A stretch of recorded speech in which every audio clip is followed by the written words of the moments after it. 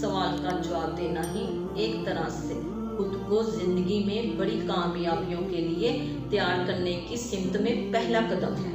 अभी पेन हाथ में लें और उसका जवाब एक कागज पर लिख दें। चांद की ख्वाहिश भले ना करें, लेकिन इतने मुख्तार भी ना हो जाएं कि मामूली सी ख्वाहिशात पर उतर आए। जिंदगी से अच्छी चीज़ों का मुताला करें। तहैया कर लें कि आप इनके हकदार हैं।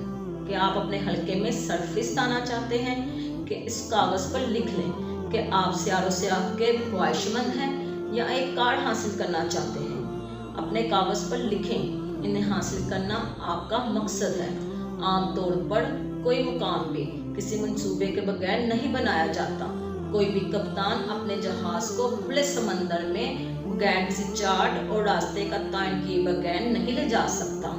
इसके बावजूद जिंदगी के खुले समंदर में अक्सर लोग किसी मकसद के बगैर बहने लगते हैं। आज रात सोने से पहले जिंदगी बसर करने के मुतालिक एक खाका तैयार कीजिए और जिंदगी में बड़ी कामयाबियों की तरफ आपका पहला ये कदम होगा। लेकिन आप अपने मंसूबों को हमेशा जहन में रखें और इनकी तरफ से मायूस ना हो।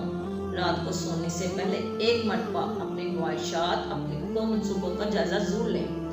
अपनी ख्वाहिशात को तस्वीरों में देखें, परेशान होना छोड़ें और जीना सीखें।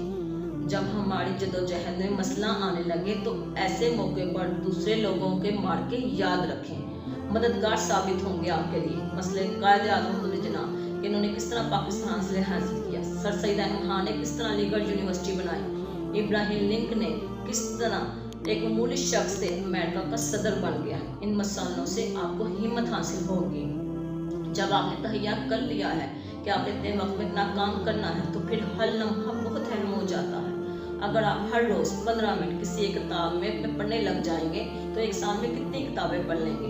वक्त कभी हाथ से में नहीं आता। जो लम्हा एक वक्त तक गुजर जाए, आप उसे किसी तौर पर वापस नहीं ला हो सकते। मेरे ख्याल में शायद ही कोई ऐसा दरवाज़ा हो जिसे आपकी तो मेहनत की ताकत ना खोल सके। अगर आपने कोई चीज़ हासिल करने का तहैया कर लिया है तो हमारी क़ुव्वत में एकदम इजाफा हो जाता है। अगर आपने इरादा कर लिया है कि ये काम करके रहेंगे तो उसे हासिल करने में आपको कोई नहीं रोक सकता।